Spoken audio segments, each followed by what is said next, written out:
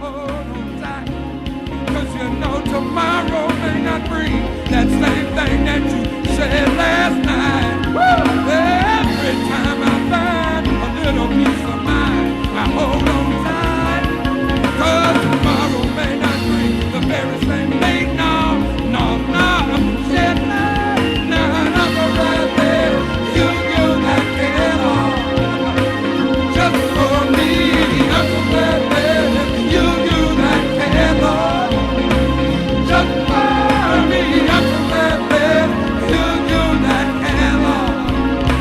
For a sinner like me.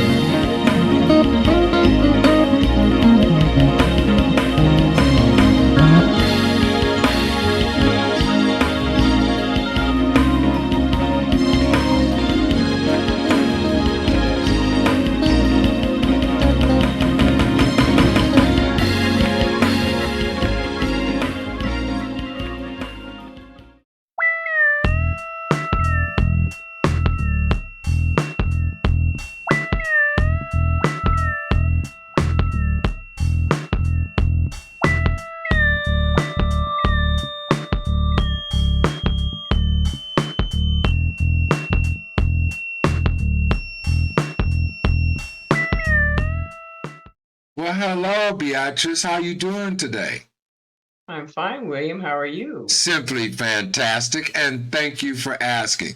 We know that you want to be here to tell a story about your father, and you're going to give us a little history that leads up to what makes this story so unique. Is that correct?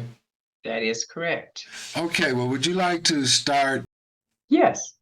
Actually, this is a story about Firehouse number 3, the one that many of us here in Denver, and for those of you who do not know about our beloved Firehouse number 3, it is the firehouse that is in the historical Five Points area.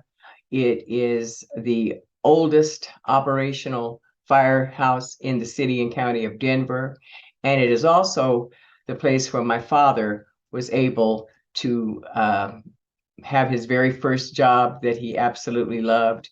I might probably get back and say it's not necessarily his first job, but it was his most beloved job. Talking about that little itty bitty, what they call a fire station that sits right down there off 5 Point. Yes, sir, that is the very one I'm speaking of. I don't even know how they get trucks in there, but go ahead. Well, that's another story for another time. But yes, it is Okay. the smallest, but it is also the oldest and operational in Denver. I'm going to go back, way back to 1895. There was a huge fire called the St. James Fire, and this fire was located in Denver around 15th and Champa Street.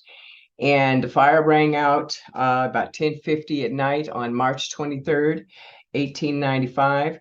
And what they used to call the firehouses in those days were described as hose, H-O-S-E, as opposed to houses. So hose number 3, which is the same as firehouse number 3, rushed to the fire. And at that time, there were Black firemen. They were not necessarily segregated, but they were all filling in different areas throughout the very small and few firehouses that we had in Denver. Hose number 3 rolled out to the fire, and it was headed by the white captain. As they rushed into the fire, all 4 of these gentlemen perished in this horrible fire. They rushed in with their hoses. They were approaching the fire to take, they felt that the fire started in the basement, so they were directing their equipment to the basement.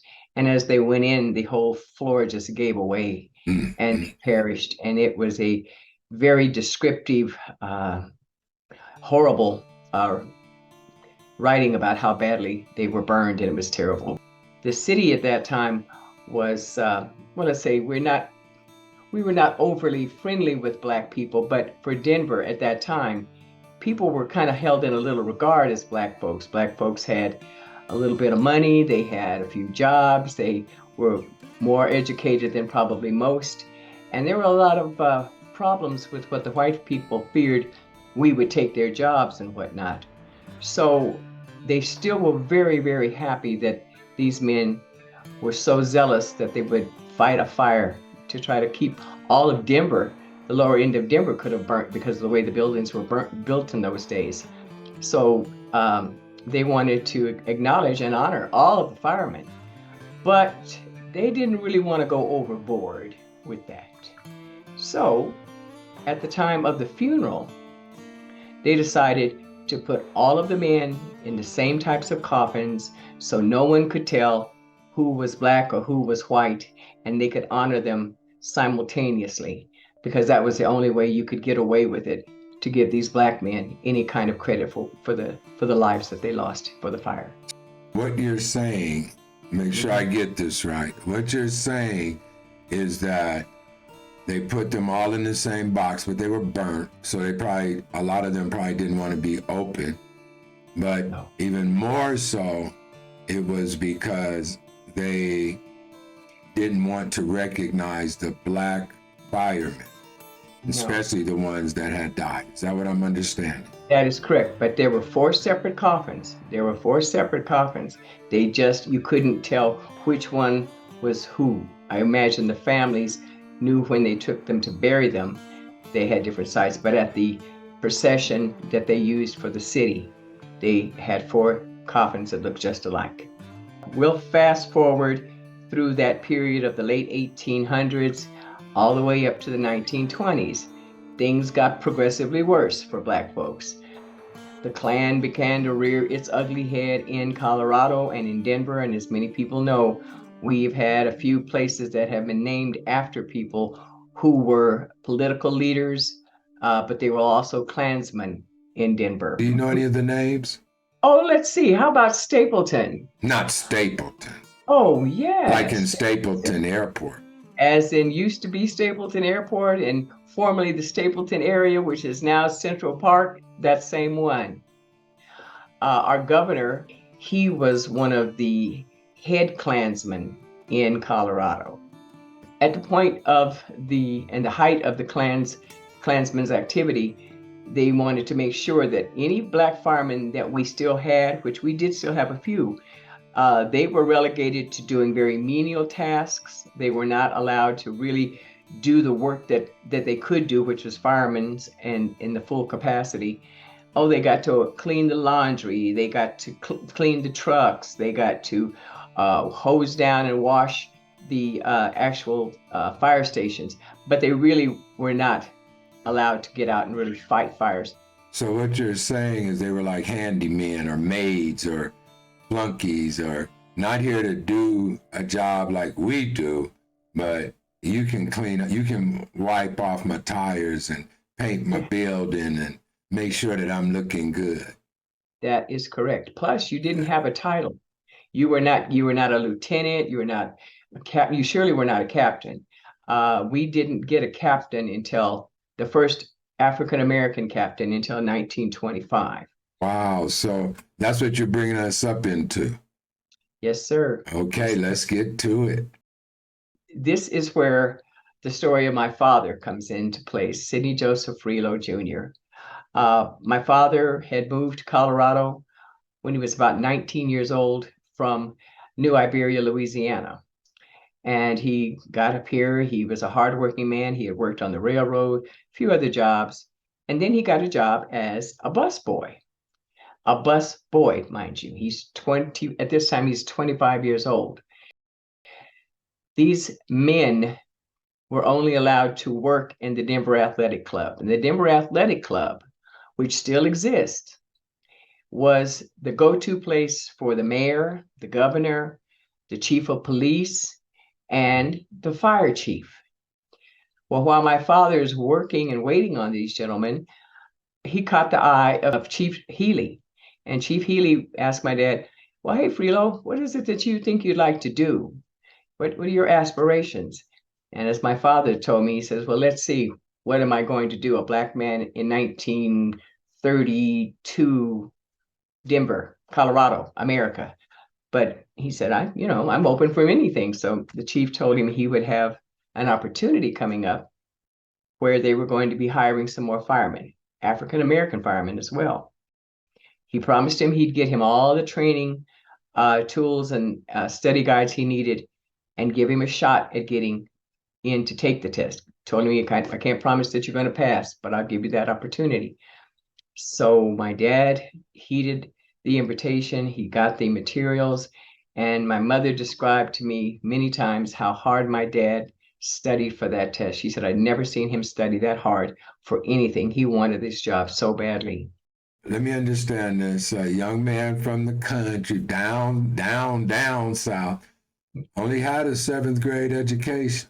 Yes, sir. And he's sitting here to take a test.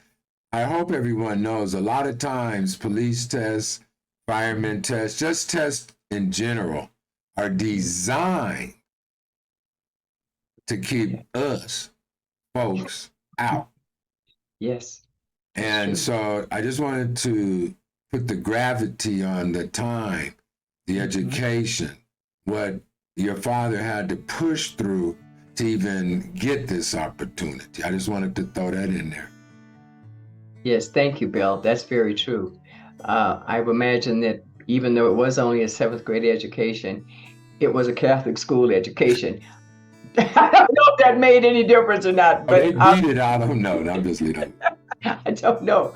But in Louisiana, that was, everybody was raised Catholic at least once. So that was what my father's education was based on.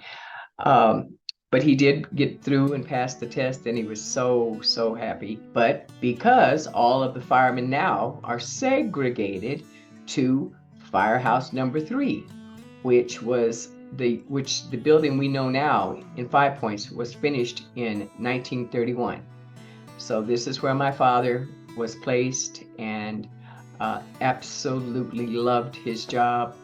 He was so proud to be a fireman. The whole community revered and loved our firehouse.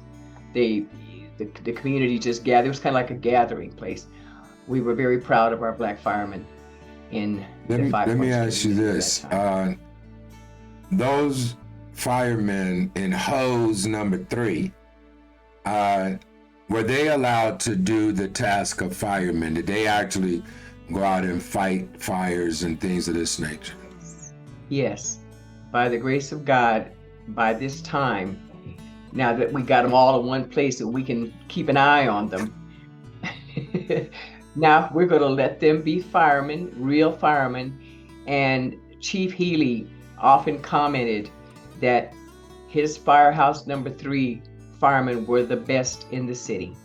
They were the absolute best in the city. Man. They were first on the scene. They had no fear. They were fearless. And they did their job, and they did it above and beyond the call of duty, which that's how most of us have to live our lives sometimes. We have to be twice as good to be considered average. Your father was amongst this elite group of the firemen of Denver. Yes. Okay. Yes. Now, Captain Healy isn't the captain that gave him the start. No, Chief Healy. Chief Healy is the man who gave him the opportunity, and the first captain of the Firehouse number 3 was Captain Brooks, Captain George Brooks.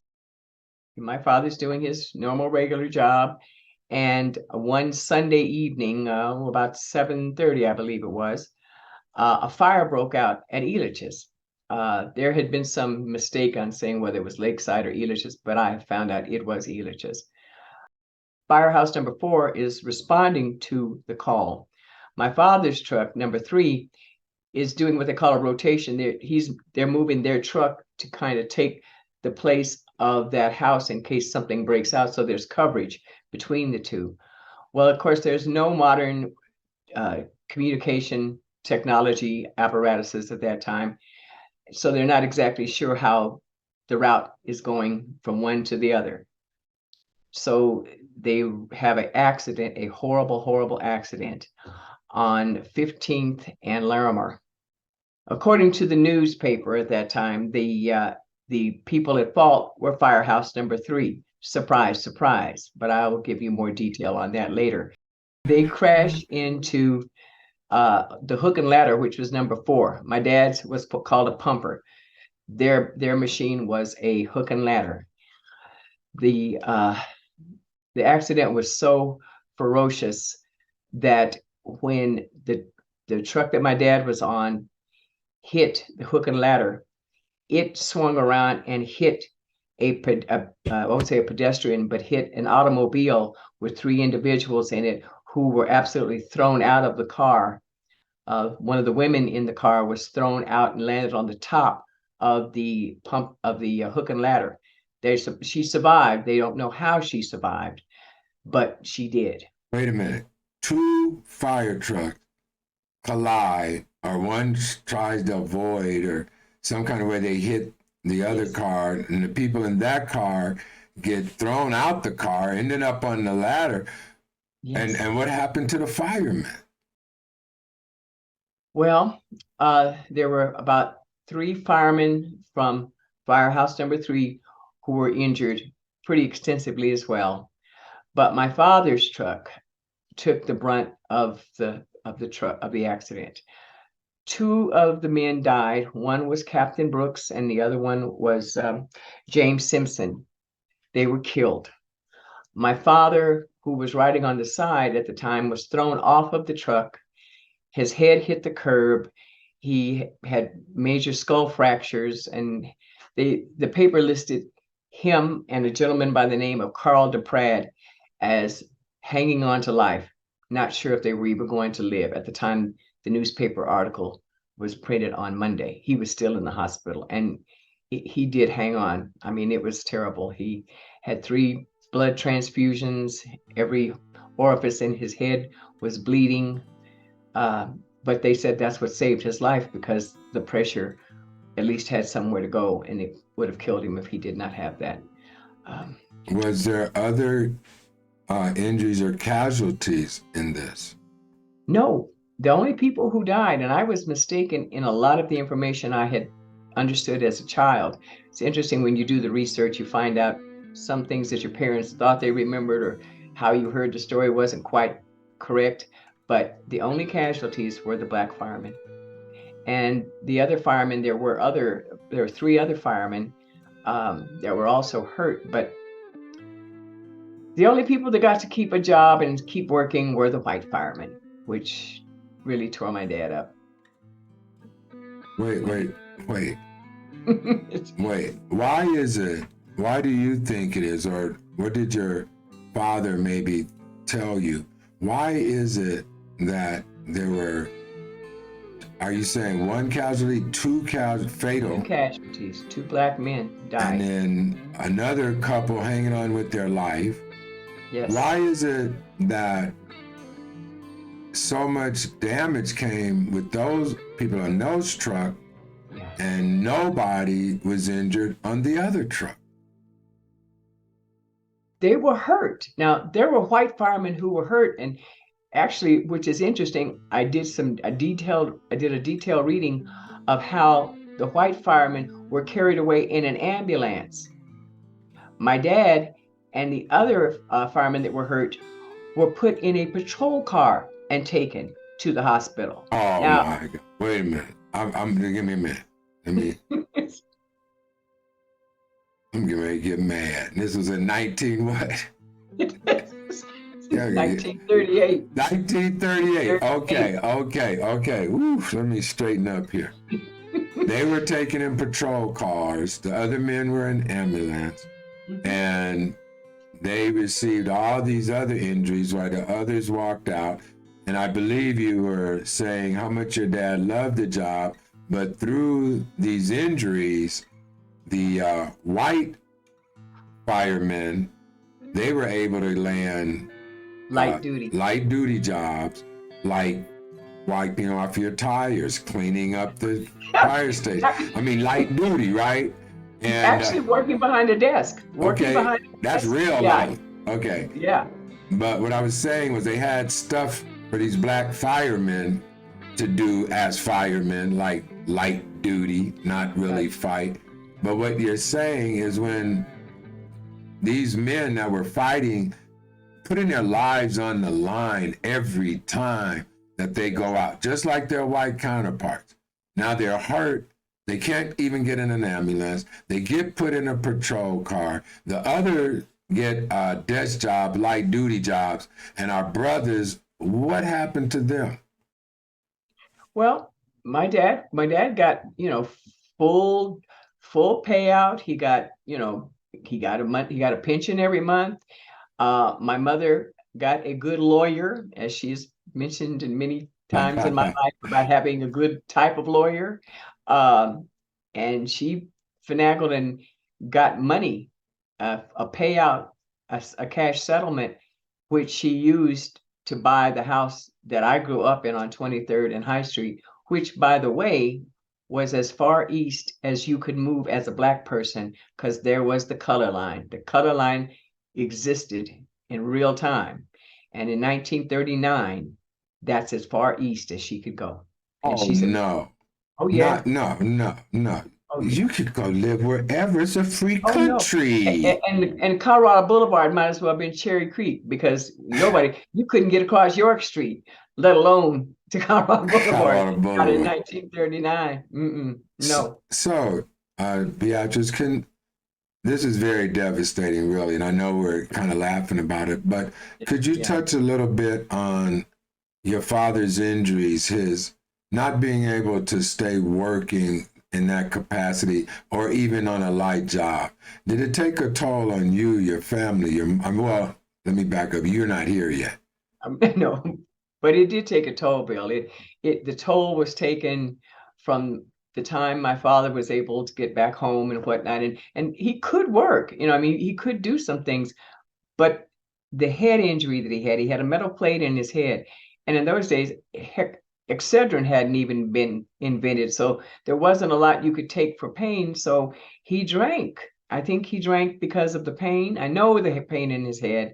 He used to have horrible, horrible nosebleeds. I can remember those when I was a little girl. And also just the depression of not being able to hold down that desk job that his white counterparts had been allowed to do. And that really that affected him mentally and physically. And my mother, being a woman of her word and took her vows extremely seriously, she never left my father's side. And it was difficult. It was really difficult a lot of times because when he would drink, he wasn't always a very pleasant person. And I later understood why she was as faithful and wonderful a woman as she was with him, because she said, "This is not the man I married. This is the man that this horrible accident created, and I'm not leaving because I know he loves us. He just can't." There was no place to go and have a conversation. You weren't able to go have, let's go have a conversation about your depression. They didn't do that. So Let's he get closed. into a group. Let's go. All Let's go right. have an alternative group. If you're feeling kind of bad, call this number. None of that. None of that. None of that. Literally, our house was paid for by his blood, sweat, and tears. And but he was a good dad. He just had a horrible, horrible accident, which I am sure many, many Black men in this country have suffered between things like that, the war, and God knows whatever else. You know, it's not easy being a Black man when nothing bad happens other than just living life. So Do you feel that justice or attention or anything about the open coffins where the men were buried in unmarked coffin? They didn't open it. They yeah, didn't they didn't know. mark the coffins. Right. Yeah. And then we come up to a wreck where this group gets serviced, this group's put Yeah. in a car and stuff. Do you feel that any of these injustices have came to light as far as our Denver history? I don't believe so, Bill. I don't believe that unless you dig, like I dug into a lot of the historical information a lot of information that I had to get with the library that is in the Western genealogy section, pulling up all of this old information. Also finding out that the equipment that Firehouse number 3 wasn't top of the line. They got the hand-me-downs. They got the things that were used by the other firemen. And they have discovered that they really believe that the reason that there was the accident it was not because Firehouse number 3 was being negligent. It was because they had poor operating equipment. Like the brakes might not have worked. I remember my mom said that James, who was driving the truck, put his foot on the brake so hard he almost literally pulled the steering wheel out of the column. That's how hard he was trying to stop. Well, obviously the brakes weren't working. No, I don't think Denver knows all of that story, because you got to dig for it. If you don't dig for things, sometimes they're not going to tell you the whole truth. Nobody wants to tell the truth.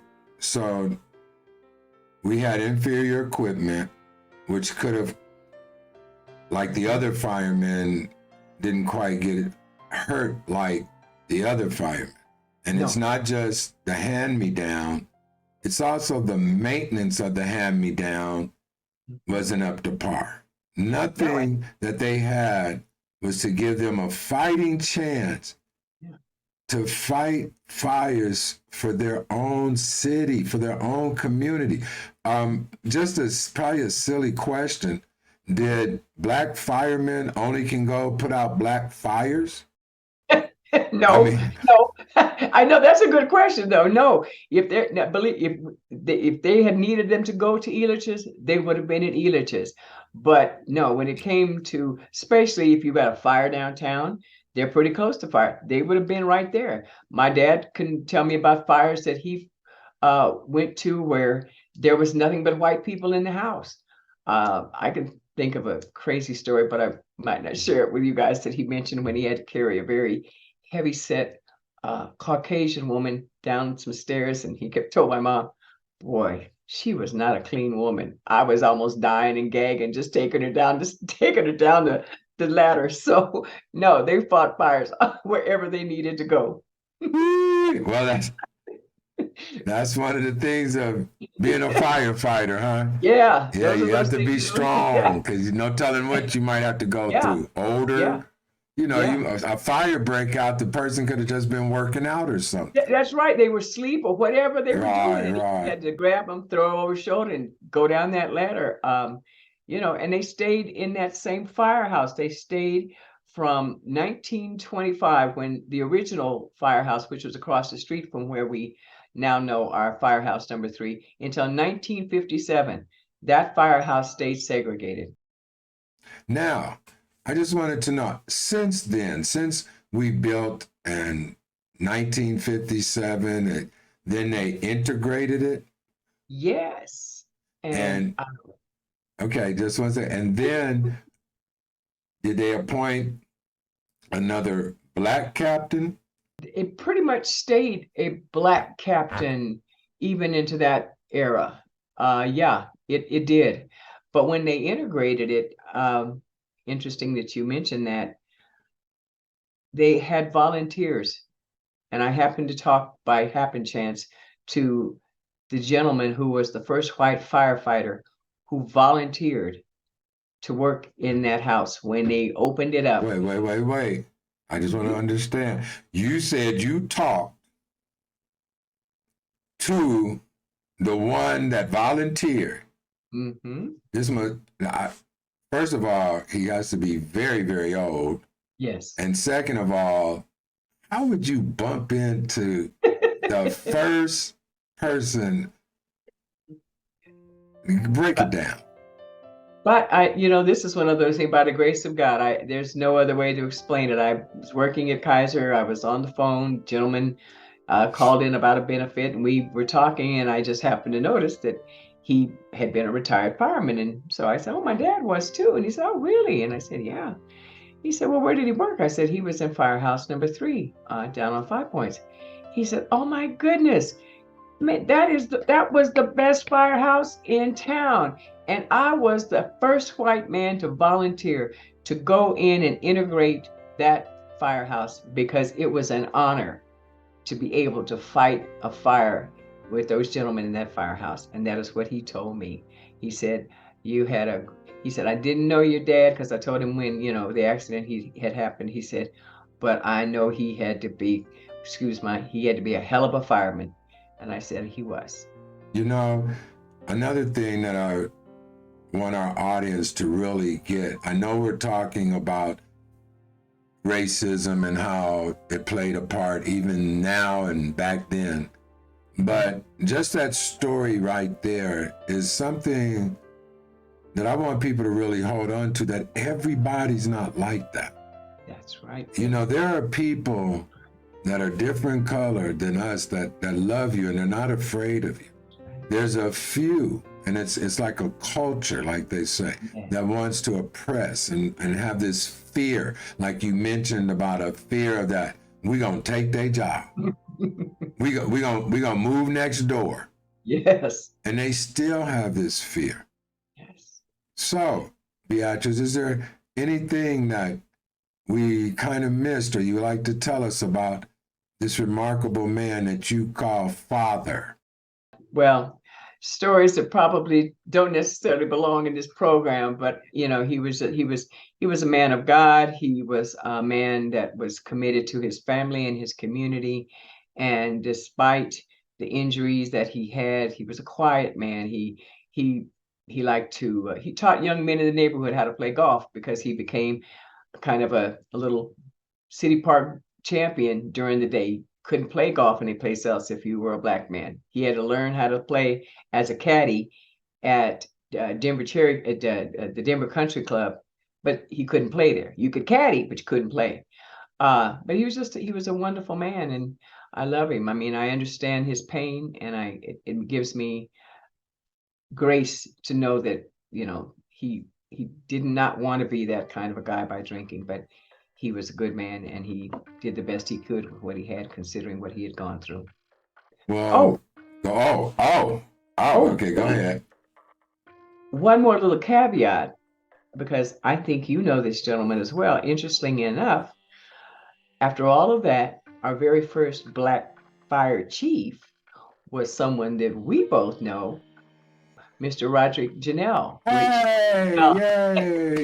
That was so interesting. Wait a minute, that was the first black chief. Yes, I think that's the only one. Do you know what year that was? I could probably find out.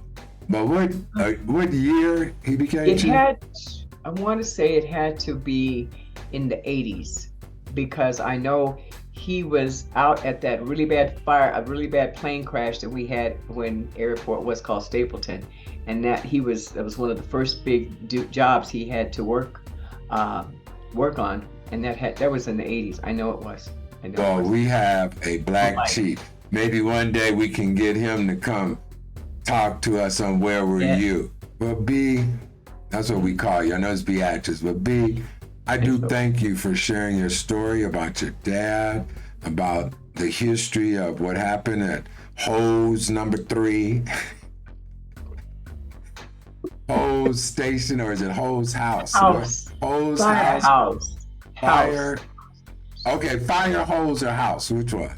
House. Firehouse number 3. Yes. Station 3. Down on the 5 Point. Well, thank you so much for sharing part of your history with us, especially that part about the firemen that your father was a part of and the history of Colorado. Is there anything else or anything that you would like to leave with our audience? For future or further interest, if you have any, you can take a look down at the Firehouse Museum, which is down on the 15th in Champa. There's a lot of information, a lot of history. Some of the fire trucks as they looked when they were drawn by horses versus the ones that my father was in, which were fire trucks as we know them now. There's a picture of Chief Healy, which happens to sit very closely to the picture of Chief Janelle. So you can have birthday parties down there for your kids. It's just a really nice place to get a little history of the fire houses in Denver. Well, B, thank you so much for this time that you've given us to share your father's history, a little bit of your story, Denver history, and the information that you gave us. I do thank you so much for answering my call. You're welcome. Thank you for inviting me, William. It's been a pleasure. Well, another episode of Where Were You? And we would like to thank our guests for this evening. Also want to thank New Me. New Me helps sponsor Where Were You? So go on and check it out. New Me / Archway. Also, go on and hit that like. Go on and hit subscribe. Go on and hit that share. Go on and leave a comment. And if you find anyone that has a story, let me know. And hey, you bless someone today.